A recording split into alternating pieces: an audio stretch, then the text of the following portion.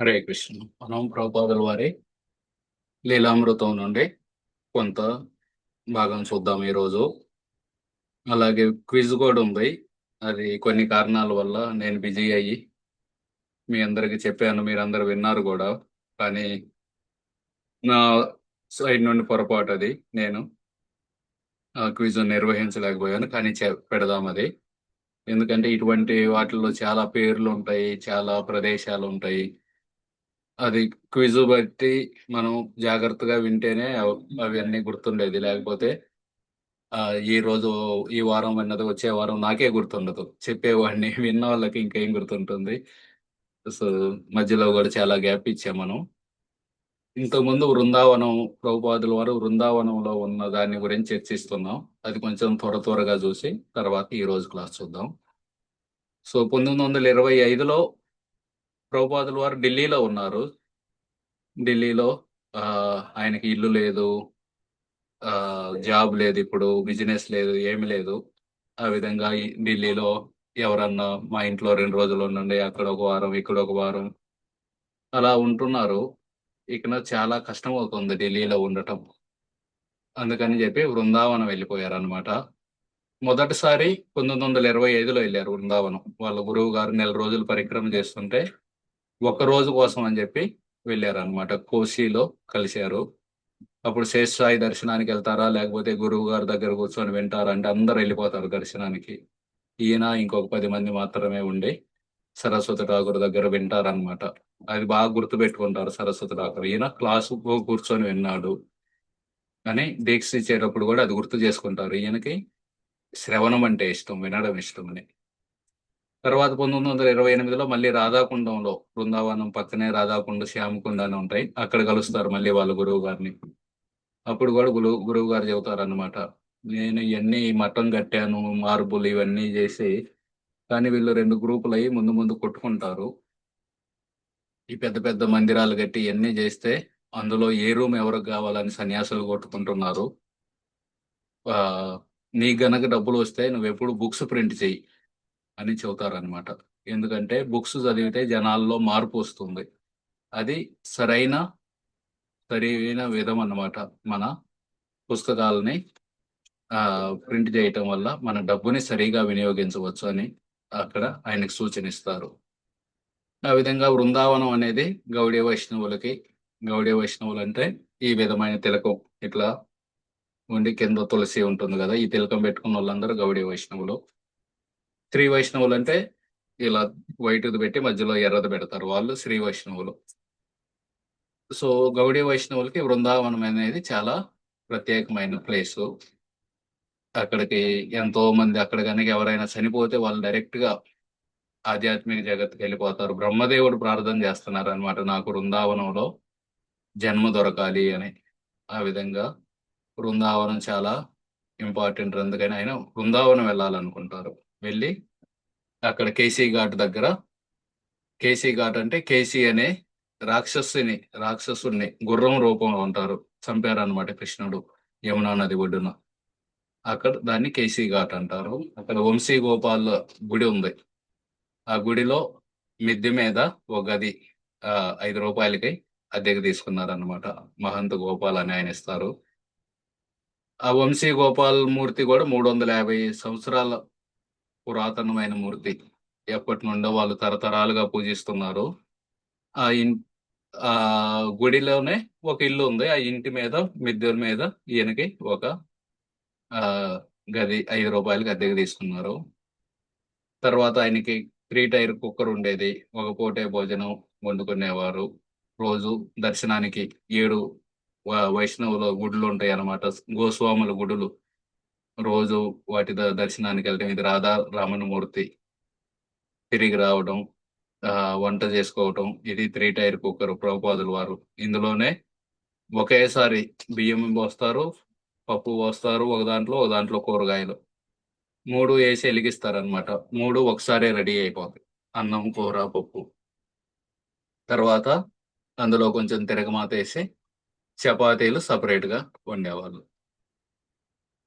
దాన్ని ఇప్పుడు కూడా ప్రభుపాదుల వారి రూమ్ లో, బృందావనంలో మ్యూజియం లాగా పెట్టారనమాట. మనందరికీ గుర్తుండడానికి ఇది కుక్కరు. 3 tyre cooker. ఆయన ఎక్కడికెళ్ళినా ఇది తీసుకెళ్ళి వండుకునేవాళ్ళు. ఆయన వేసుకున్న చెప్పులు ఈ విధంగా. అలాగే వృందావనంలో ఎంతోమంది విధవలు ఉంటారనమాట. బ బెంగాల్ నుండి, బీహార్ నుండి వాళ్ళకి భర్త చనిపోయారు. ఇంట్లో వాళ్ళు సరిగ్గా చూసుకోవటం లేదు. ఆ సమయంలో వాళ్ళందరూ అక్కడికొచ్చి ఆశ్రమాల్లో ఉండి, ఆశ్రమంలో ఫ్రీగా వాళ్ళకి అన్నం అవి పెడతారు. ఇకన మిగతా సమయంలో వాళ్ళు ఆహ్, హరినామ జపం చేసుకోవటం, వాళ్ళ పై ఖర్చుల కోసం భిక్షాటన చేసుకుంటూ అట్లా ఉంటారనమాట. ఆ విధంగా ఎంతోమంది సాధువులు పూజించిన భూమి అన్నమాట బృందావనం. ఆ బృందావనంలో ఉంటున్నారు. మధ్య మధ్యలో ఢిల్లీ వెళ్తారనమాట. ఢిల్లీ వెళ్ళి ఢిల్లీలో ప్లేస్ లేదు ఉండటానికి. ఎవరో ఒకాయన ఉంటారు గుప్తా అని. ఆయనుండి మా ఇంట్లో ఆయన ఒక రూమ్ పెడతారనమాట సాధువుల కోసం. ఢిల్లీ ఎళ్ళినప్పుడల్లా అక్కడుంటారు. కానీ ఒకసారి ఈయన ఎళ్ళేదెళ్తే వేరే సాధువు ఉంటారు ఆ గుడిలో, ఆ రూమ్‌లో. అది గూడా పోయిందే అని ఇంకా ఆయన ప్రయాణం గూడా ఖరీదనమాట. రోజు బృందావనం నుండి ఢిల్లీ వెళ్ళాలంటే గూడా. ఇకనం దానికి తోడు ఈ బ్యాక్ టు గాడ్ హెడ్ భగవద్ దర్శనం దీన్ని గూడా ప్రింటింగ్ జేయాలి. వాటికి డబ్బులుండవు. సో, ఈ విధంగా కష్టాలు పడుతూ ఉంటారు పాపం. ప్రింటింగ్ జేయాలి. మెయింటెనెన్స్‌కేం బాధ లేదు బతకడానికి. కానీ ఆయన మెయిన్ ఉద్దేశ్యం ఏంది? ఈ భగవంతుడి గురించి ప్రింట్ జేసి అందరికీ ఇవ్వాలి. అందరికి చెప్పాలి. ఈ back to godhead head magazine గురించి. ఈ విధంగా ఆయన చేస్తూ ఉంటారు. ఆ సమయంలో ఆచార్య ప్రభాకర్ అంటే మొదటి శిష్యుడు. ఝాన్సీలో మనం చూసాం గదా! ఝాన్సీలో ప్రభాకర్ మిశ్రాని దీక్షించి ఆచార్య ప్రభాకర్ జేస్తారు. ఆయన బొంబాయి ఎళ్తారు. ఆయన బొంబాయి ఎళ్లి ఈయన గూడా పిలుస్తారనమాట. ఇక్కడ భారతీయ విద్యా భవన్ అనే ఒక కాలేజీ ఉంది. ఇందులో మీరొచ్చి భగవద్గీత నేర్పండని. ఆయనెళ్లి ఈ అక్కడ ప్రొఫెసర్‌లాగా క్లాసులు చెబుతారనమాట. ఈయన ఆచార్య ప్రభాకర్. తర్వాత కురుక్షేత్రం వెళ్తారు. కురుక్షేత్రంలో వాళ్ళందరూ భగవద్గీత చెబుతుంటారు గానీ, వాళ్ళ మనసులో వాళ్ళకేమనిపించిందో అది చెబుతుంటారనమాట. ఈయనకి నచ్చదది. భగవద్గీత అంటే కృష్ణుడు చెప్పింది చెప్పాలి గానీ, మన్మనాభవ మద్భక్తో మధ్యాజీ మాం నమస్కురు. వాళ్ళేం చెబుతారంటే కృష్ణుడికి గాదు మనం దండం పెట్టాల్సింది, కృష్ణుడిని గాదు పూజించాల్సింది. ఎవరైతే జన్మ లేని వాడు కృష్ణుడి ద్వారా మాట్లాడుతున్నాడో అతనికి మనం పూజించాలి అని వాళ్ళంతట వాళ్ళు మనసులో కల్పనలన్నీ చెబుతుంటారనమాట. అవన్నీ ఆయనకి నచ్చవు. చివరికి వృందావనంలో ఉంటారు గానీ, వృందావనంలో ఎవరికి ప్రచారం జేయాలి? ప్రచారం జేయాలంటే ముందు వాళ్ళ జనాలకి దేవుడున్నాడని జెప్పాలి. బృందావనంలో అందరికి తెలుసు దేవుడున్నారని. ఆ దేవుడు ఎవరో గాదు కృష్ణుడని. అది గూడా వాళ్ళకందరికి తెలుసు. జపం జేయమని జెప్పాలి. అందరూ జపం జేస్తారాడ. సో, బృందావనం బాగుంది. కానీ ప్రచారం జేయటానికి మార్గం లేదక్కడ బృందావనంలో. అందువల్ల ఆయన ఆహ్, ఆలోచిస్తున్నారనమాట. ఏం జేయాలి అని. మధ్యలో కాన్పూర్ ఎళ్ళొస్తారు కొన్నాళ్ళు. మళ్ళీ బాంబే వెళ్తారు. ఈ విధంగా ఆయన బృందావనంలో ఉంటూ ప్రచారం జేస్తూ ఉంటారనమాట. ఆ సమయంలో నెహ్రూకి ఒక ఉత్తరం రాస్తారు. ఇంతకుముందు గాంధీకి రాశారు ఉత్తరం. మహాత్మా గాంధీకి. మీరు దయచేసి రాజకీయాల నుండి విరమించుకోండి. మీకు భగవంతుడు ఇంత పేరు ప్రఖ్యాతులిచ్చారు. సో, ఇక నుండి మీరు గనక విరమించుకోకపోతే మీరు చనిపోతారు అని చెప్పారు. అయినా గాని గాంధీ పట్టించుకోలేదు. 50 రోజుల్లో చనిపోయారు. ఇప్పుడు నెహ్రూకి ఉత్తరం రాశారనమాట. నెహ్రూ ఏందంటే గాంధీకి కనీసం భగవద్గీత వీటి మీద శ్రద్ధ ఉంది. భగవద్గీతను తీసుకొనెళ్ళేవాడు. హరిజనుల కోసం రాధాకృష్ణ మందిరాలు కట్టించారు. ఇలా కొంత శ్రద్ధ ఉంది. నెహ్రూ అలా కాదన్నమాట. నెహ్రూ ఆహ్, ఈ భక్తి వీటన్నిటంటే అసలేం మొత్తం సైన్స్ గావాలి మనకి. సైన్స్, మోడర్న్ సైన్స్ ఒచ్చి మనకి కార్లు, ఫోన్లు ఇవన్నీ గావాలి గానీ, ఈ భగవద్గీత, ఈ జపం ఏంది ఇయన్నీ అని ఆ టైప్ అన్నమాట నెహ్రూ. అంత పాశ్చాత్య ఆలోచనలకు బాగా ప్రభావితమై ఉన్నాడు. ఆయనకి ప్రభుపాదుల వారు ఉత్తరం రాస్తున్నారన్నమాట. మీరు సైన్స్, సైన్స్ అని జెప్పి సైన్స్ ఎనకాల ఎళ్తున్నారు. ఈ కార్లు, ఈ టెలిఫోన్‌లు వీటి వల్ల జనాలకి ఏ విధమైన ఉపయోగం పడుతుంది? భౌతిక శ్రేయస్సు తెస్తాయి అవి. భౌతిక శ్రేయస్సు అంటే ప్రతి ఒక్కళ్ళకి కడుపు నిండా తిండి దొరకాలి. ఆహ్, ఇప్పుడు మనం ఉన్నామనుకోండి. మనం తినే తిండంతా ఆహ్, పురుగు మందులతో కూడి ఉంది. మామిడికాయలు తినాలంటే ఆటిని గూడా పురుగులు మందులేసి మాగబెడుతున్నారు. ద్రాక్ష పళ్ళని మందులో ముంచి తెలిసి తెస్తారనమాట. ఇలాగా సరైన తిండే లేదు ఇప్పటికి మనకి. సో, కానీ నెహ్రూ అప్పుడేం జేస్తున్నాడు, అన్ని పరిశ్రమలు తెస్తున్నాడు.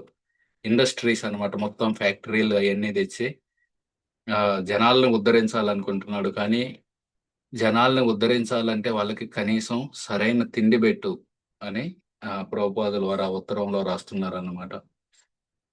మనకు గనక సరిగా అన్నం లేదనుకోండి, బాగా 5, 6 రోజులు ఆకలితోటి అలమటిస్తున్నారు. మీ ముందు ఒక ప్లేట్ బెట్టారు. అందులో అన్నీ ఉన్నాయి తినటానికి. ఆ పక్కన ఒక రూ. 10,000 బెట్టారు. ఈ రెండిట్లో ఏదో ఒకటి తీసుకోవాలన్నారనుకోండి, అందరూ తిండే సెలెక్ట్ జేసుకుంటారు. మనం బతికితే గదా ముందు. ముందు బతికితే తర్వాత డబ్బులు ఇయన్నా. సో, అదే ప్రభుపాదులు వారు చెబుతున్నారనమాట. మీరు పరిశ్రమలు అయన్నీ తెచ్చి కార్లు, ఫోన్లు ఇయన్నీ చెబుతున్నారు. కానీ నిజమైనదంటే ప్రజలు ఆరోగ్యంగా ఉండాలి. వాళ్ళు సరిగా తినాలి. ఆరోగ్యంగా ఉంటే వాళ్ళు అప్పుడు భక్తి చేసుకోవచ్చు.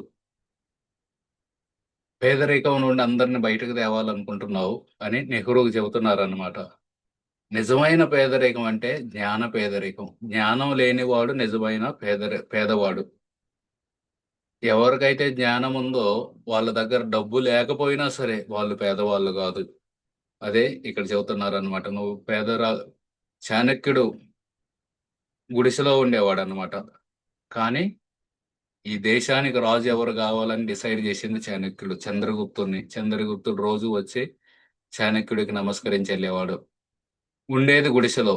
కానీ ఆయన పేదవాడు అంటే పేదవాడు గాదు. జ్ఞానం ఉన్నవాడు. జ్ఞానం ఉన్నవాడు ఎప్పుడూ పేదవాడు గాదు. అలాగే గాంధీ ఆయన గూడా పేదరికాన్ని ఒక గోష కట్టుకొని గోషి పెట్టుకొని తిరిగేవాళ్ళన్నమాట. కానీ ఆయన భారతదేశానికి స్వాతంత్రం తెచ్చారు. ఇవన్నీ చెబుతున్నారనమాట. సో, కాబట్టి నువ్వు పేదరికం అని అనుకోవద్దు. పేదరికం అంటే ఎవరికైతే జ్ఞానం లేదో వాళ్ళు పేదవాళ్ళు.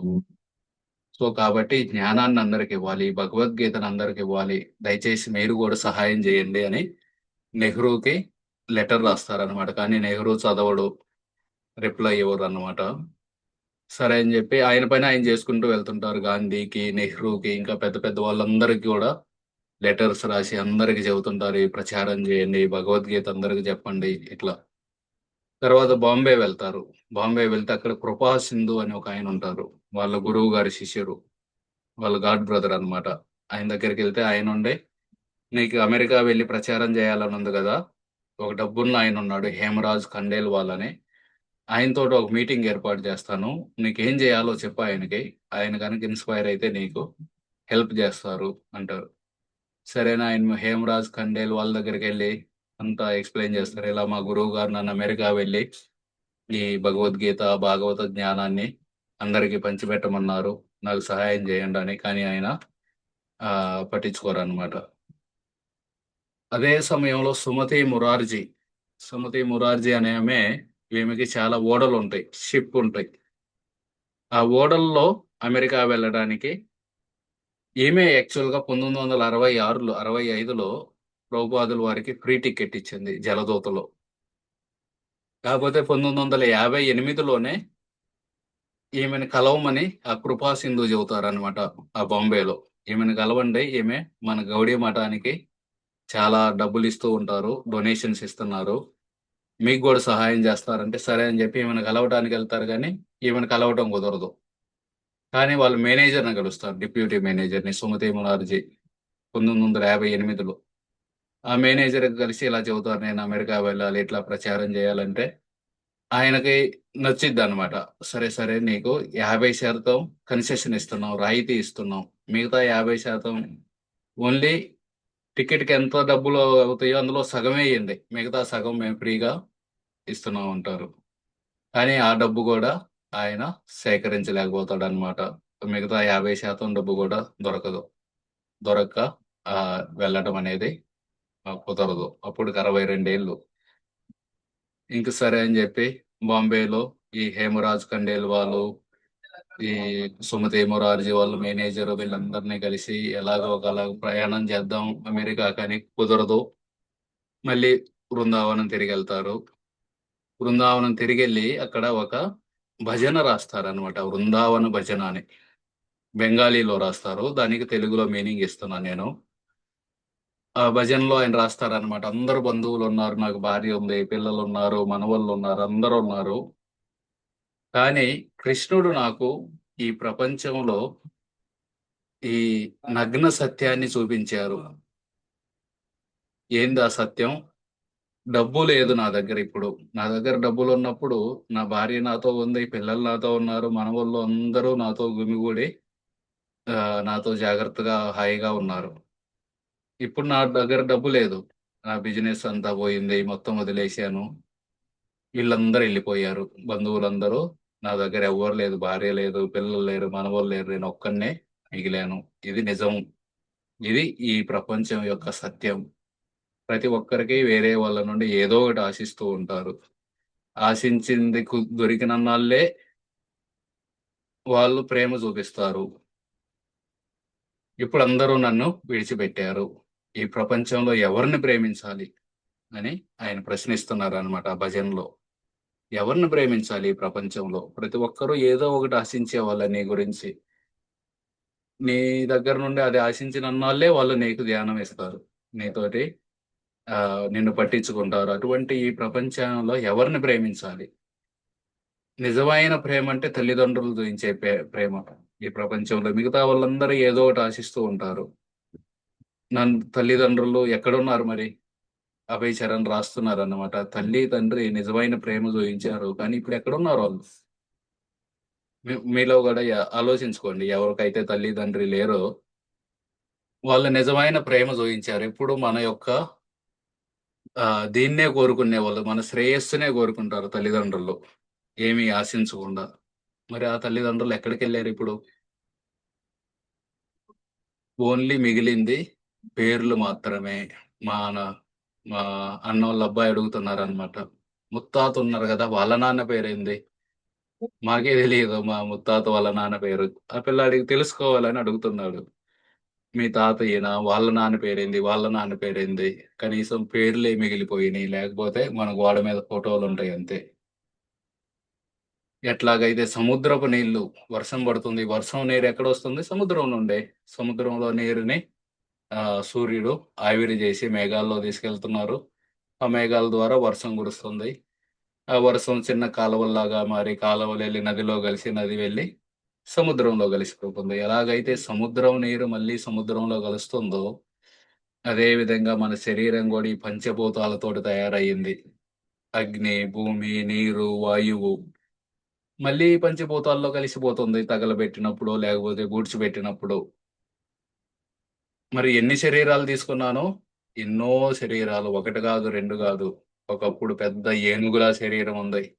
తర్వాత ఒక చీమ శరీరం వచ్చింది. తర్వాత ఒక చెట్టు శరీరం వచ్చింది. తర్వాత ఒక ఆవు శరీరం వచ్చింది. తర్వాత ఒక జింక శరీరం వచ్చింది.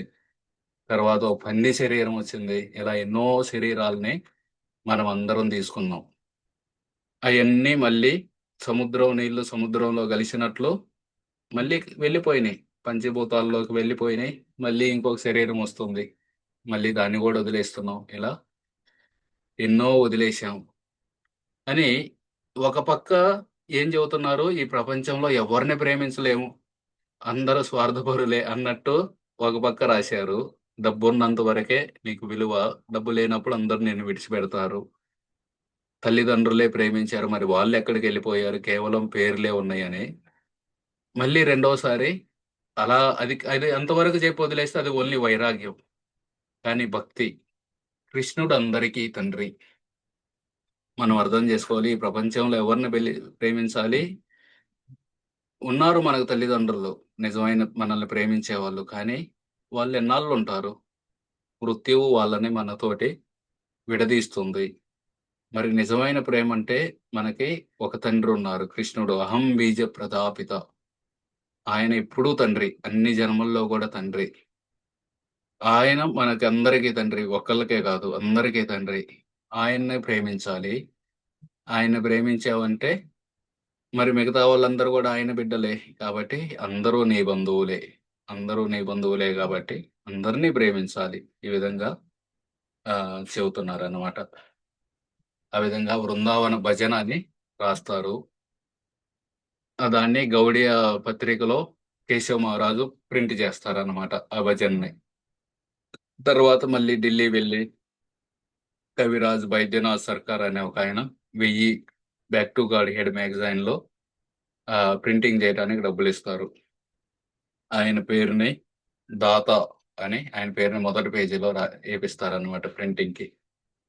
తర్వాత సుబోధ్ కుమార్ కపూర్ అనే ఆయన ఇంకొక నెలలో 1000 కాపీలు ప్రింటింగ్ చేయడానికి డబ్బులిస్తారు. ఆ విధంగా ఆ డబ్బులన్నీ తీసుకొని ఆహ్, బ్యాక్ టు గాడ్ హెడ్‌ని మళ్ళీ స్టార్ట్ చేసి అలా ప్రింటింగ్ చేస్తూ ఉంటారనమాట.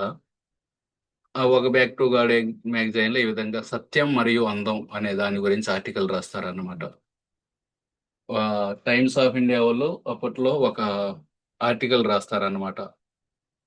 సత్యం అనేది అన్ని సార్లు అందంగా ఉండదు. ఒక్కోసారి వికారంగా, విరూపమైనది అని రాస్తారనమాట. దానికి 50 చరణ్ రాస్తారనమాట ఆర్టికల్. వాళ్ళకి సరిగా తెలీదు. సత్యం అంటే ఎవరు? సత్యం అంటే పరమ సత్యం అంటే కృష్ణుడు. కృష్ణుడు అత్యంత అందమైన వాడు. పరమ సత్యం అత్యంత అందమైనది. అందుకే ఎంతోమంది ఋషులు వాళ్ళ ఇళ్ళని, బంధువుల్ని అన్నిటిని వదిలేసి ఆ పరమ సత్యాన్ని వెతకడానికి వెళ్తున్నారు. కాబట్టి సత్యం అనేది చాలా అందమైనది. పరమ సత్యమైనది. కానీ ఈ ప్రాపంచిక సత్యం ఉంది గదా! అది అంత అందంగా ఉండకపోవచ్చు అని ఒక స్టోరీ రాస్తారనమాట. ఒకాయనుంటాడు. ఒక రాజు. ఆ రాజు వెళ్తూ ఉంటే ఒక అందమైన స్త్రీ కనబడిద్ది. అందమైన స్త్రీ కనబడితే ఆమె దగ్గరికెళ్ళి మిమ్మల్ని వివాహం చేసుకోవాలనుకుంటారు. ఎందుకంటే మీరు చాలా అందంగా ఉన్నారు. సరే ఒక వారం ఆగి రండి అని జెప్పి, ఆ వారం రోజులు ఆమె మెడిసిన్ తీసుకుంటారనమాట. ఆ మెడిసిన్ ద్వారా విరోచనాలు, వాంతులు అవుతాయి. ఆ విరోచనాలు, వాంతులన్నిటిని ఆమె కుండల్లో బట్టిద్ది. వారం తర్వాత ఈయనెళ్ళి తలుపు కొడతాడు. తలుపు కొడితే ఒక ముసలామె తలుపు తీసిద్దనమాట. ఇక్కడ ఒక అందమైన స్త్రీ ఉంటుంది. ఆమె ఏదంటే నేనే ఆమెనంటే, "మీరు గాదు ఆమె చాలా అందంగా ఉంటుందంటే, నేనేనండి. నా అందాన్ని నేను కుండల్లో దాచిపెట్టానని చెబుతుందనమాట. ఎళ్లి చూడండనే కుండ తీయగానే ఆయనకి వాంతయిద్ది. ఏమైందంటే ఆమె చెప్పిద్దనమాట. సో, ఆ విధంగా ప్రాపంచిక సత్యం అనేది అందంగా ఉండకపోవచ్చు. కానీ పరమ సత్యమైన కృష్ణుడు ఎంతో అందమైన వాడు. అందుకే ఎంతోమంది ఆయన్ని వెతకడం కోసం వాళ్ళ సర్వస్వాన్ని వదిలేసుకొని ఎళ్తున్నారు అని ఒక ఆర్టికల్ రాస్తారు. సో, ఆ విధంగా కొన్ని రోజుల తర్వాత వాళ్ళ గురువుగారి యొక్క పుట్టినరోజు వచ్చిద్దనుకుంటా. పుట్టినరోజొస్తే అప్పుడు విరహ అష్టకం అని రాస్తారు. వాళ్ళ గురువు గారిని స్మరించుకుంటూ. విరహం అంటే ఒక వ్యక్తికి ఎప్పుడైనా దూరంగా ఉంటే కలిగే భావనని విరహం అంటారు. సో, ఇప్పుడు గురువుగారు లేరు. గురువుగారు ఎళ్ళిపోయారు. సో, ఆయనకి దూరంగా ఉండటం వల్ల ఆహ్, బాధలో రాస్తారన్నమాట విరహాష్టకం అని. అందులో కొన్ని లైన్‌లు తెలుగులో చెబుతున్నాను నేను. అందులో రాస్తారన్నమాట. నిత్యానంద ప్రభు కృష్ణుడి యొక్క ప్రేమని అందరికి పంచిపెట్టాడు. ఎవరు అర్హత కలిగింది, ఎవరు అర్హత లేని వాళ్ళని చూడకుండా అందరికి పంచిపెట్టారు. కానీ ఇక్కడ జట అని ఉంది. జట కాదు జాత. జాత గోసాయిలు ఆ ప్రవాహాన్ని ఆపారు. జాత గోసాయిలంటే ఎవరైతే నిత్యానంద ప్రభు వంశంలో వస్తున్నారో, అద్వైతాచార్య వంశంలో వస్తున్నారో, వాళ్ళు చెప్పేదేందంటే మా తాతగారు నిత్యానంద ప్రభు, మా ముత్తాత అద్వైతాచార్య మేమే ప్రచారం జేయాలి. మేమే భక్తి జేయాలి. మేమే బ్రాహ్మణులుగా చలామణవ్వాలి. మేమే సన్యాసం తీసుకోవాలి. మిగతా వాళ్ళెవరు చేయకూడదు. ఆ విధంగా వాళ్ళు కొత్త కొత్త సిద్ధాంతాలను తెచ్చి ఇది అందరికీ కాదు ఇది మాకే అన్నట్టు ఆ ప్రవాహాన్ని ఆపారు. కానీ మీరు వచ్చి ఆ కరుణని మళ్ళీ వ్యాప్తి చేశారు. మనం ఇంతకుముందు భక్తి సిద్ధాంత సరస్వతి ఠాకూర్ గురించి చదివేటప్పుడు చూసాం. బ్రాహ్మణులు గొప్పవాళ్ళా? వైష్ణవులు గొప్పవాళ్ళా? అని మిడ్నాపూర్‌లో ఓ పెద్ద ప్రసంగం అవుతుందన్నమాట. పెద్ద సమావేశం అవుతుంది.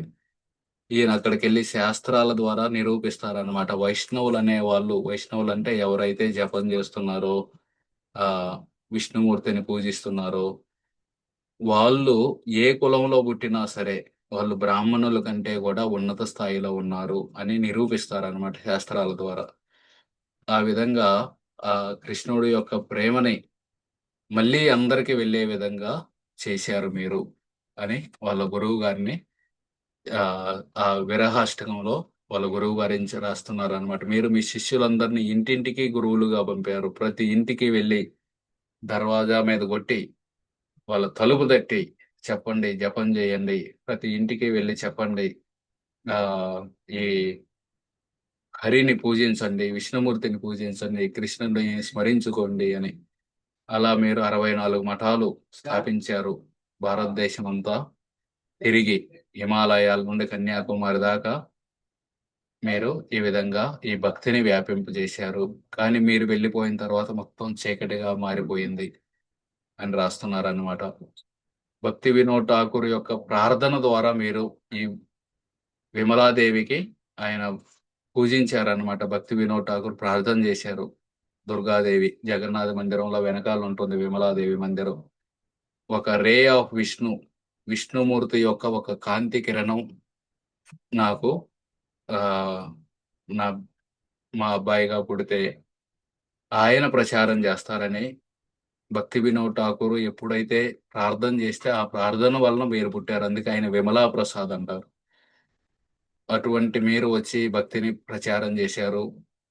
మీరు చెప్పారు ఈ భూమిలో ఎవరు పుట్టారో వాళ్ళందరూ వాళ్ళ జన్మ సార్థకం చేసుకోవాలి. వాళ్ళు భక్తి చేయాలి, ఏకాదశి పాటించాలి, యాత్రలకెళ్ళాలి. వాళ్ళు ఇవ వాళ్ళ జీవితాన్ని పరిపూర్ణం చేసుకోవాలి. తర్వాత మిగతా వాళ్ళకి పరోపకారం మిగతా వాళ్ళకి బోధించాలి. దీన్ని మీరు అందరికీ చెప్పారు.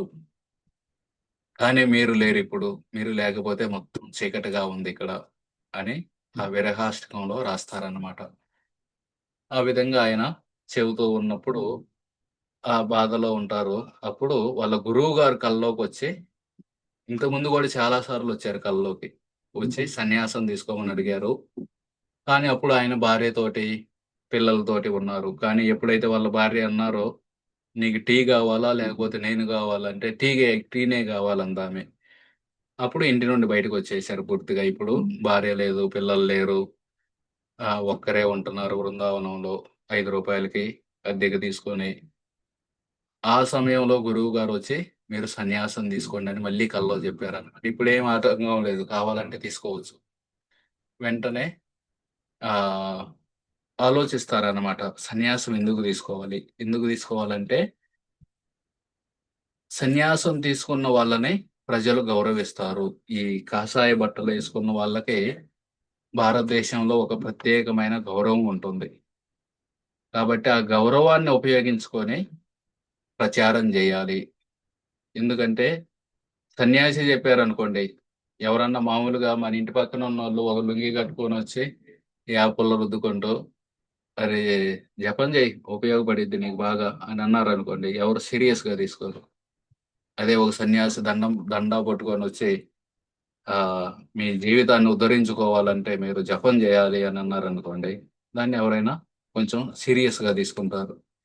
సో, దానికోసం అని జెప్పి సన్యాసం తీసుకుంటే ప్రచారం జేయటానికి ఉపయోగపడుతుంది అని ఆలోచిస్తారనమాట. అందుకే చైతన్య మహాప్రభు గూడా సన్యాసం దానికోసమే చాలామంది ఆయన పట్టించుకోవట్లేదనమాట. ఈయనేంది మాకు జెప్పేది, అందరికి వచ్చి హరినామం జేయండి, హరినామం జేయండి, నామ సంకీర్తన జేయండి అని చెబుతున్నారు.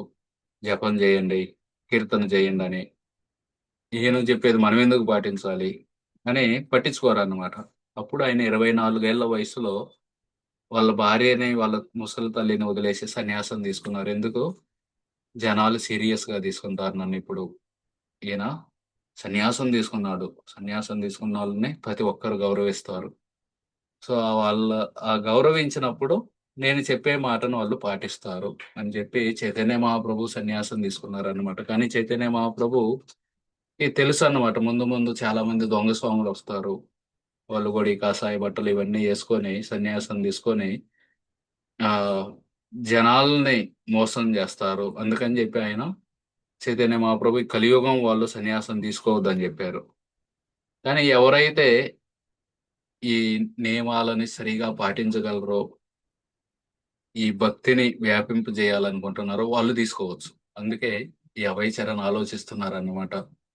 సన్యాసం తీసుకుంటే ప్రచారానికి ఉపయోగపడుతుంది అని. అని వాళ్ళ గురు సోదరుల్ని, వాళ్ళ గురువు గారి యొక్క మిగతా శిష్యులు ఉంటారు కదా! వాళ్ళ అనుమతి. ఎందుకంటే నేను డిసైడ్ అయ్యానుకోండి సన్యాసం తీసుకోవాలని, జనాలు క్వెషన్ చేయొచ్చు. నీ ఇష్టమైంది ఎవరు పడితే వాళ్ళు ఎట్లా పడితే అట్లా తీసుకోవటం అని. అందుకని వాళ్ళ గురువు గారి సోదరుల్ని వాళ్ళ అనుమతి కోసం అడుగుతారన్నమాట. నేనిలా సన్యాసం తీసుకోవాలనుకుంటున్నాను. మీ యొక్క ఉద్దేశ్యం ఏందని? అని భక్తి విలాస్ తీర్థ మహారాజ్. భక్తి విలాస్ తీర్థ మహారాజ్ అంటే కుంజ బిహారీ. ఇంతకుముందు క్లాసుల్లో విన్నాం మనం. గౌడీ మఠంలో గొడవలయినప్పుడు 2 గ్రూపులవుతాయి. ఒకటి అనంత్ వాసుదేవ్, ఇంకోటి కుంజ బిహారీ. ఆ కుంజ బిహారీనే తర్వాత సన్యాసం తీసుకొని భక్తి విలాస్ తీర్థ మహారాజ్ అవుతారు. ఈయన మాయాపూర్‌లో చైతన్య మఠానికి మఠాధీశుడన్నమాట. సో, ఈయనకే చెబుతారన్నమాట. ఈయనకి లెటర్ రాస్తారు. నేనిలా సన్యాసం తీసుకోవాలనుకుంటున్నాను. దాని తర్వాత నాకు కొన్ని పుస్తకాలున్నాయి. అవి ప్రింట్ చేయాలి. తర్వాత నేను అమెరికా వెళ్లి ప్రచారం చేస్తానని. ఈ భక్తి విలాస్ తీర్థ మహారాజు రిప్లై ఇస్తారనమాట. తప్పకుండా చాలా మంచిది. మీరొచ్చి మా చైతన్య మఠంలో చేరండి మాయాపూర్‌లో. మీకు మంచి గాలి, వెలుతురున్న గది ఇస్తాం. మా దగ్గర చాలా గదులున్నాయి. అందులో ఒక గది మీకిస్తాం. ఆడ మంచి వెలుతురుంది, గాలి ఉంది. మీకు ఏ ఇబ్బందులు లేకుండా మేము చూసుకుంటాం. అన్నీ సరిగా చూసుకుంటాం. కానీ మీరు పుస్తకాలు ప్రింట్ చేయమంటున్నారు. ముందు మేము గా గోస్వాములు, షడ్‌గోస్వాములు, సత్సందర్భ ఇట్లా చాలా పుస్తకాలు రాశారు. ముందు వాటన్నిటిని ప్రింట్ చేస్తాం. తర్వాత మా ఎడిటోరియల్ టీమ్ ఉంది మా మఠంలో. వాళ్ళు మీ పుస్తకాలను చూస్తారు. అయి గనక ఉపయోగపడతాయి, మా మఠానికి బాగా ఉపయోగపడతాయి అనుకుంటే అప్పుడు మీ పుస్తకాలని కొన్ని సంవత్సరాల తర్వాత ప్రింట్ చేయటానికి ఆలోచిస్తాం అని రిప్లై ఇస్తారనమాట. ఈయనకేం గావాలి? ఈయన గది గాదు గావాల్సింది. సరైన గాలి, వెలుతురున్న గది గాదు కావాల్సింది. ఈయనకు కావాల్సింది పుస్తకాలు ప్రింట్ చేయాలి. జనాలకు ఉపయోగపడేది చేయాలి. సో, ఆ విధంగా ఈయన మళ్ళీ రాస్తారనమాట. ఆహ్, ఈయన అనుకుంటారనమాట. ఈయన సన్యాసం తీసుకో అంటున్నారు కానీ పుస్తకాలు ప్రింట్ చేయను. అమెరికా వెళ్ళాలంటే ఆ తర్వాత ఎప్పుడు ఆలోచిద్దాము ఇట్లా లెటర్ రాస్తారనమాట. ఈయన అనుకుంటాడనమాట. నేను గనక అమెరికా వెళ్లి ప్రచారం చేయకపోతే, పుస్తకాలు ప్రింట్ చేయకపోతే ఈ సన్యాసం తీసుకొని ఉపయోగం ఏముంది? ఓన్లీ సన్యాసం తీసుకొని అందరికి చూపించుకుంటూ నా దగ్గర దండా ఉంది, నా దగ్గర కాషాయం ఉంది అని వాళ్ళ దగ్గర గౌరవం తీసుకోవటం కాదు నాకు కావాల్సింది. నాకు కావాల్సింది ప్రచారం గావాలి.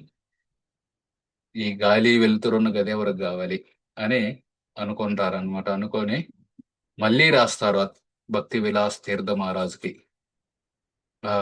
మన గురువుగారు భక్తి సిద్ధాంత సరస్వతి ఠాకూర్ నాకు 1922లోనే ఆంగ్ల భాషలో ప్రచారం చేయమని జెప్పారు. తర్వాత నాకు ఉత్తరంలో మళ్ళీ అదే మాటనే చెప్పారు. "నువ్వు ఇంగ్లీష్‌లో ప్రచారం చెయ్యని." సో, ఇది మా గురువుగారిచ్చిన సూచన నాకు. దీన్ని నేను పూర్తి చేయాలి. కాబట్టి నాకు మద్దతివ్వండి అనంటారు. తీర్థ మహారాజు మళ్ళీ రాస్తారు ఎనక్కి. తప్పకుండా నువ్వు ముందొచ్చి మా చైతన్య మఠంలో చేరు. ఎందుకంటే నీ అంతట నువ్వు అమెరికా వెళ్లి ప్రచారం చేయాలంటే కుదరదు. నీకు ఒక సంస్థ చైతన్య మఠం నుండి ఎళ్లారనుకోండి. ఓహ్! ఈయన ఫలానా సంస్థ నుండొచ్చారు గాబట్టి జనాలు నీకు కొంచెం విలువిస్తారు. కాబట్టి వచ్చి మాతో చేరు అని చెబుతారు. అలాగే నువ్వు అమెరికా ఎళ్లి ప్రచారం చేయాలనుకుంటున్నావు. అది మా కమిటీ వాళ్ళు డిసైడ్ చేస్తారు. ముందు వచ్చి చేరండి.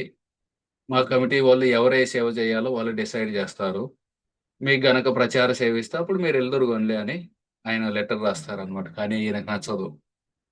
ఆహ్, అక్కడికి వెళ్లి ఏ గాలి, వెలుతురున్న గది గాదు నాకు గావాల్సింది. నా పుస్తకాలు ప్రింట్ అవ్వాలి. నేను అమెరికా వెళ్లి ప్రచారం జేయాలి. కానీ వీళ్ళ దగ్గర డబ్బులు లేవు. అందుకే వాళ్ళు ఈ ప్రింట్ జేయలేమంటున్నారు అని జెప్పి, సరే అని జెప్పి దాన్ని మానేస్తారనమాట. అక్కడికెళ్లరింక.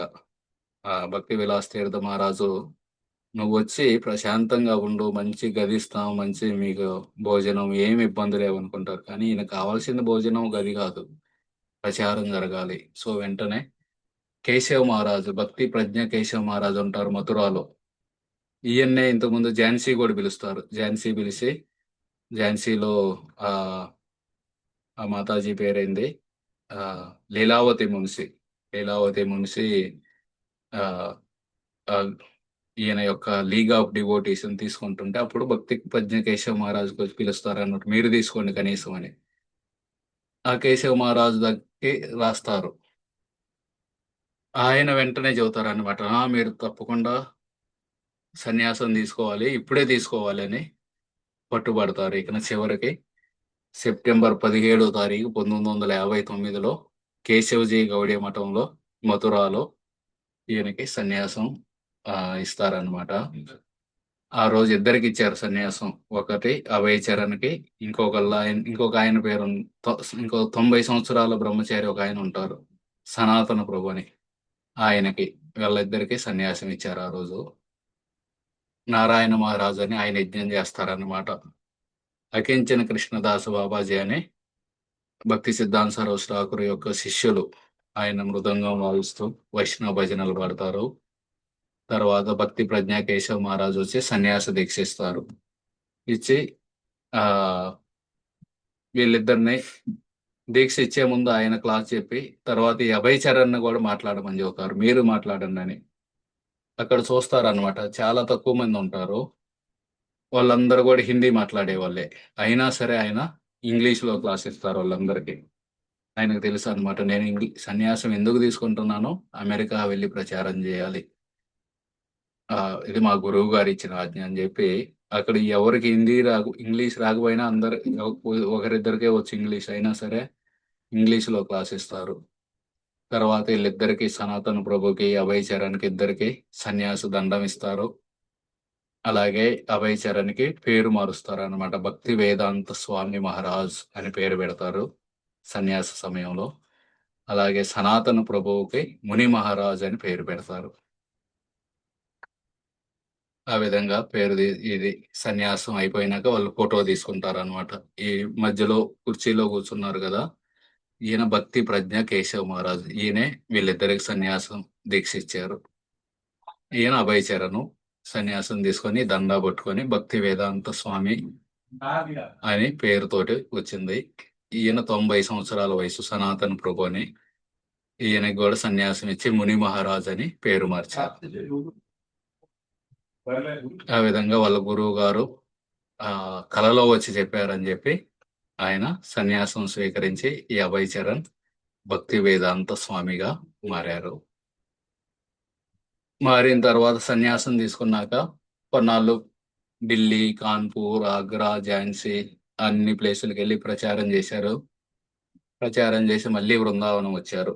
బృందావనం వచ్చి వంశీ గోపాల ఆలయంలో ₹5 రెంట్ కొంటున్నారు కదా, ఆ రూమ్ లో దిగుతారు. మళ్ళీ అందరూ ఆయన్ని స్వామి స్వామి అని పిలుస్తుంటారు. ఇన్నాళ్ళు ఇంతకు ముందు ఆయన్నే గృహస్థుడిగా చూశారు, కానీ ఇప్పుడు సన్యాసం తీసుకున్నారు కాబట్టి ఎవరు అందరూ ఆయన మహారాజ్ స్వామి అని బాగా గౌరవిస్తూ ఉంటారు. గౌరవం అయితే దొరుకుతుంది కానీ డబ్బులు లేదు, డబ్బు ఇవ్వట్లేదు ఎవరు. ఆయనకి ఏంది, ఈ బ్యాక్ టు గాడ్ హెడ్ మ్యాగజైన్లు ప్రింట్ చేయాలి, అవి అందరికి ఇవ్వాలి, అవి చదివిన వాళ్ళందరూ భక్తి చేయాలి, ఈ విధంగా ఆ చేయాలనుకుంటారు. ఆ సమయంలో ఒక లైబ్రరీలో కూర్చునే వ్యక్తి ఆయన చెబుతారనమాట, మీరు పుస్తకాలు ఎందుకు ప్రింట్ చేయకూడదు, మీరు ఈ back to godhead head magazine అదొక న్యూస్ పేపర్ లా ఉండేదన్నమాట. 4 పేజీలు 5 పేజీలు అట్లా జనాలు చదువుతారు. న్యూస్ పేపర్ని ఎలా పారేస్తారో దీన్ని కూడా అలా పారేస్తారు. కానీ పుస్తకం అనుకో పారేయరు. పుస్తకం అనుకో వాళ్ళ ఇంట్లో పెట్టుకుంటారు, ఇది పుస్తకం అని చెప్పి. కాబట్టి మీరు పుస్తకాలు ఎందుకు ప్రింట్ చేయకూడదు, ఈ మ్యాగజైన్లు ఎందుకు ప్రింట్ చేస్తున్నారు, ఈ న్యూస్ పేపర్ లాగా ఎందుకు ప్రింట్ చేస్తున్నారు అనగానే ఈయనకు ఒక్కసారిగా వాళ్ళ గురువు గారు ఈయన ద్వారా మాట్లాడుతున్నారు అనిపించింది. చాలా సార్లు, ఒకసారి ఓ డాక్టర్ కూడా అడుగుతారనమాట. ఓ డాక్టర్ దగ్గరకు వెళ్ళి, తర్వాత అమెరికా వెళ్ళిన తర్వాత ఒకసారి ఒక హాస్పిటల్లో ఆ పడుకొని బాగలేకపోతే హాస్పిటల్లో అడ్మిట్ చేస్తారు. ఆ డాక్టర్ వచ్చి, ఈయన ప్రార్థనలు తెగ చేస్తున్నారు, కొంచెం హెల్త్ కూడా చూసుకోవాలి, మార్నింగ్ వాక్ వెళ్ళొచ్చు కదా అంటారు. వెంటనే ఈయన దాన్ని మా గురువు గారు చెప్పారు అని తీసుకుంటారనమాట. గురువు గారు చెప్పారని చెప్పి అప్పటి నుండి పొద్దున్నే ఒక అరగంట, గంట నడిచేవాళ్ళనమాట. మార్నింగ్ వాక్ అని. ఆ మార్నింగ్ వాక్‌లో గూడా ఆయన ఎనకాల వెళ్ళే వాళ్ళందరూ ప్రశ్నలు అడుగుతూ ఉంటారు. ఈయన జవాబులు చెబుతారు. అయన్నీ గూడా రికార్డ్ చేశారు. సో, ఆ విధంగా ఈ లైబ్రరీ ఆయన చెబుతారనమాట. "ఎందుకు మీరు ఈ మ్యాగజైన్‌లు ఇయన్నీ ప్రింట్ చేస్తున్నారు? పుస్తకాలు ప్రింట్ చేయొచ్చు అనగానే, "ఆ! మా గురువుగారు నీ ద్వారా నీ నుండి మాట్లాడుతున్నారని" చెప్పి పుస్తకాలు ప్రింట్ చేస్తాను. ఏం పుస్తకం ప్రింట్ చేయాలి అంటే, శ్రీమద్ భాగవతం 18 పురాణాలున్నాయి. అందులో భాగవత పురాణం వైష్ణవులందరికీ ఇష్టమైన పురాణం. అందరు వైష్ణవాచార్యులు దానికి భాష్యం ఇచ్చారు. భక్తి సిద్ధాంత సరస్వతి ఠాకూర్, భక్తి వినోద్ ఠాకూర్ వాళ్ళిద్దరూ కూడా బెంగాలీలో కామెంటరీ రాశారు శ్రీమద్ భాగవతానికి. అలాగే శ్రీ చైతన్య భగవానుడు దీనిని అమల పురాణం అని చెప్పారనమాట. భాగవతం అనేది ఎటువంటి కలుషితం లేని పురాణం. మిగతా పురాణాల్లో ధర్మార్థ కామ మోక్షాల గురించి ఎంతో కొంత చెప్పే అవుతారనమాట. అది కూడా ఇంపార్టెంటే, ధర్మార్థ కామ మోక్షాలు. కానీ భాగవత పురాణం మోక్షాన్ని కూడా పక్కకు పెట్టేసింది. మనకు కావాల్సింది సేవ, భగవంతుడి సేవ. సో, ఆ విధంగా భాగవత పురాణాన్ని నేను ఇంగ్లీష్‌లో అనువదిస్తాను. ఈ లైబ్రరీ అని చెప్పాడు పుస్తకాలు ప్రింట్ చేయమని. ఏం పుస్తకం చేయాలి? భాగవతం ప్రింట్ చేస్తాను అని అనుకుంటారు. ఆ సమయంలో గౌరచంద్ర గోస్వామి అని రాధా దామోదర్ మందిర్, రాధా దామోదర్ మందిర్‌లో ఆయనకు 2 గదులుంటాయి. ఆ గదులు పాడుబడి ఉంటాయన్నమాట. ఎవరు ఉండరు. ఎన్నాళ్ళ నుండో. మీరు ఈ వంశీ గోపాల్ టెంపుల్ ఎందుకుంటారు? ఇక్కడికి రావచ్చు కదా! అని చెబుతారు. ఈయన సరే అని చెప్పి, ఎందుకంటే ఆ రాధా దామోదర్ మందిరంలో రూప గోస్వామి సమాధి ఉంది. జీవ గోస్వామి సమాధి ఉంది. అలా ఇద్దరు గొప్ప గోస్వాముల సమాధులున్నాయి. అక్కడికెళ్తే బాగుంటుంది. ఇది రాధా దామోదర్ మందిరం అన్నమాట. ఇక్కడుంటాయి ప్రభుపాదుల వారి గదులు. ఇది ప్రభుపాదుల వారు ఉన్న గది. ఇప్పుడు గూడా ఉంది. ఇప్పుడు ఇస్కాన్ వాళ్ళు దీన్ని అద్దెకు తీసుకొని, అద్దెకు గాదు కొనేసారు దీన్ని. కొనేసి ప్రభుపాదుల వారు ఉన్న ప్లేస్‌లో ఆయన మూర్తిని బెట్టి, ఇది ప్రభుపాదుల వారు పడుకున్న మంచం. అలాగే ఇంకో గది ఉంటుంది అవతల. కిచెన్ అన్నమాట అది. ఆ కిచెన్ నుండి చూస్తే రూప గోస్వామి సమాధి కనబడేది. ఆ విధంగా రూప గోస్వామి సమాధిని చూస్తూ ఆయన భాగవతాన్ని అనువదించారన్నమాట. సో, ఈ విధంగా వంశీ గోపాల్ గుడి నుండి ఈ రాధా దామోదర్ గుడికి వస్తారు. ఇక్కడ కూడా రూ. 5 అంతే. రూ. 5కి 2 గదులు. కాపోతే రిపేర్ చేపిస్తారు. ఒక 500 పెట్టి ఎలక్ట్రిసిటీ పెట్టిస్తారాడ. కరెంట్ పెట్టించి ఈడకి షిఫ్ట్ అవుతారన్నమాట. తర్వాత ఏమైంది అనేది బృందావనం వచ్చినాక వచ్చే వారం చూద్దాం.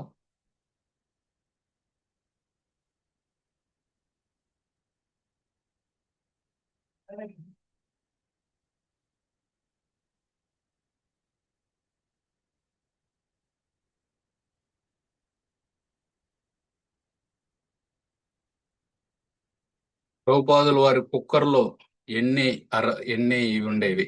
ఆహ్, 3 గిన్నెలు. 3 ప్రభుస్. 3 గిన్నెలుండేవి. అన్నం, పప్పు, కూర ఒకసారే వండుకునేవాళ్ళు.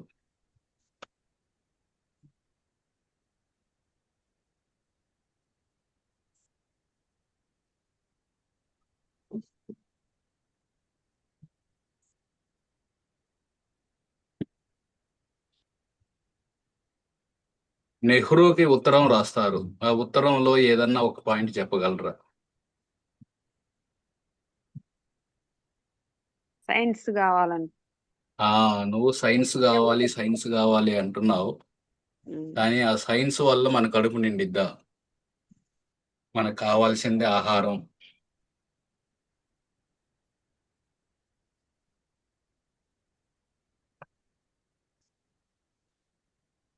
అలాగే పేదరికం అంటే జ్ఞాన పేదరికం. జ్ఞానం లేని వాళ్ళు నిజమైన పేదరికం వాళ్ళు. జ్ఞానం ఉన్నోళ్ళు చాణక్యుడు, గాంధీ వీళ్ళందరూ ఎవరు రాజు కావాలనేది నిశ్చయించగలరు. వాళ్ళు పేదరికం వల్ల ఉన్నోళ్ళు కాదు.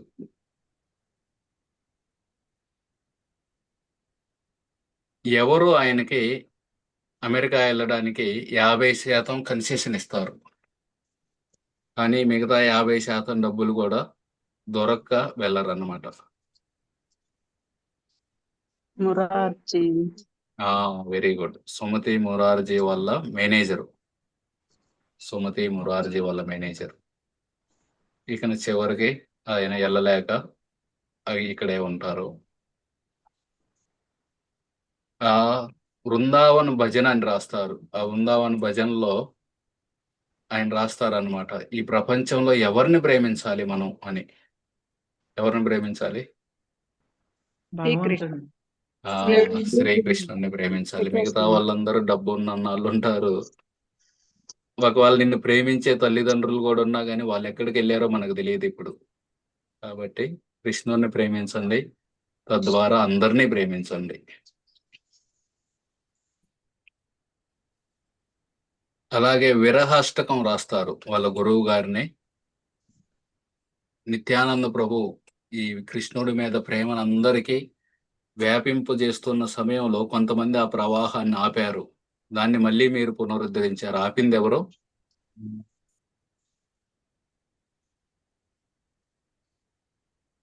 జాతగోస్వాములు. జాతగోస్వాములు అంటే నిత్యానంద ప్రభు వంశంలో వచ్చేవాళ్ళు, అద్వైతాచార్య వంశంలో వచ్చేవాళ్ళు. వాళ్ళు మేమే చెయ్యాలి ఈ ప్రచారం అని చెప్పి అందరికీ భక్తిని ఇవ్వరన్నమాట. దాన్ని సరస్వతి ఠాకూర్ వచ్చి వైష్ణవులు బ్రాహ్మణుల్లో ఎవరు గొప్ప అని చెప్పి, వైష్ణవులు గొప్ప అని చెప్పి మళ్ళీ వాళ్ళ జన్మతోటి పని లేకుండా ప్రతి ఒక్కరూ భక్తి చేసే విధంగా చేశారు. భక్తి విలాస్ తీర్థ మహారాజ్ చెబుతారనమాట, మీకు మంచి గాలి వెలుతురున్న రూమ్ ఇస్తాము, మీరు రండి మా మఠంలో చేరండి అని. కానీ ఈయన వెళ్ళరు. ఎందుకని?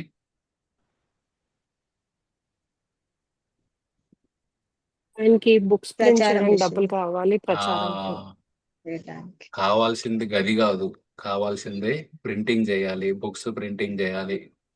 మీరు దాన్ని వద్దంటున్నారు. అది లేకపోతే ఇంక నాకెందుకు మీ గది. అభయ్ చరణ్ కి సన్యాస దీక్ష ఇచ్చింది ఎవరు? కిషోర్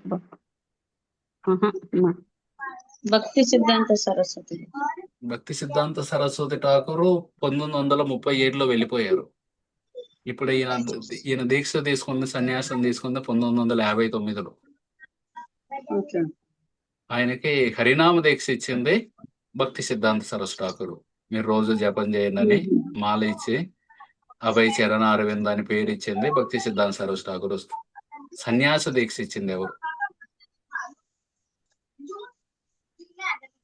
కేశవ్ మహారాజ్. కేశవ్ మహారాజు మథురాలో.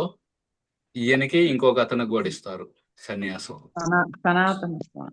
సనాతన ప్రభు అని ఆయనకి ఏం పేరు ఇస్తారు? ముని ముని ముని మహారాజు.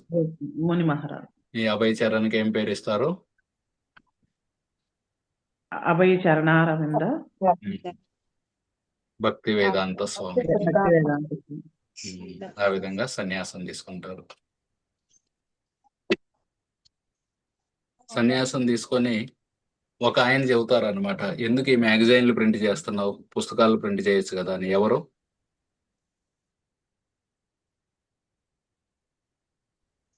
లైబ్రేరియన్. లైబ్రేరియన్ అంటే లైబ్రరీలో కూర్చుని ఆయన. లైబ్రరీలో కూర్చొని ఒక ఆయన ఉంటారు కదా, అందరు నిశ్శబ్దంగా ఉండాలి, మనకి ఏదైనా పుస్తకం కావాలంటే ఆ పుస్తకం ఇస్తారు. ఆయన చెబుతారు అనమాట, ఎందుకు ఈ మ్యాగజైన్లు ప్రింట్ చేస్తున్నారు, పుస్తకాలు ప్రింట్ చేయొచ్చు కదా అని. దాన్ని సీరియస్ గా తీసుకుంటారు ఈయన. తీసుకొని ఏ పుస్తకాన్ని ప్రింట్ చేయాలనుకున్నారు? శ్రీమద్ భాగవతం. శ్రీమద్ భాగవతాన్ని ప్రింట్ చేయాలనుకొని డిసైడ్ అయి శ్రీమద్ భాగవతాన్ని ప్రింట్ చేస్తారు. రూప గోస్వామి సమాధి ఎక్కడ ఉంది? రాధా దామోదర్ మందిరంలో. ఈయన వంశీ గోపాల్ మందిరంలో ఉంటున్నారు 5 రూపాయల అద్దెకి. అప్పుడు గౌరచంద్ర గోస్వామి వచ్చి, ఏడెందుకు ఉంటున్నారు, రూప గోస్వామి సమాధి ఉంది అక్కడ 2 గదులు ఇస్తాను, అక్కడికి వచ్చి ఉండమంటే అక్కడికి వెళ్తారు. రాధా దామోదర్ మందిరం మనం కూడా వెళ్ళాం. మనం అందరం వెళ్ళి చూసి వచ్చాం. సరే, తర్వాత ఏం జరిగింది అనేది వచ్చే వారం చూద్దాం.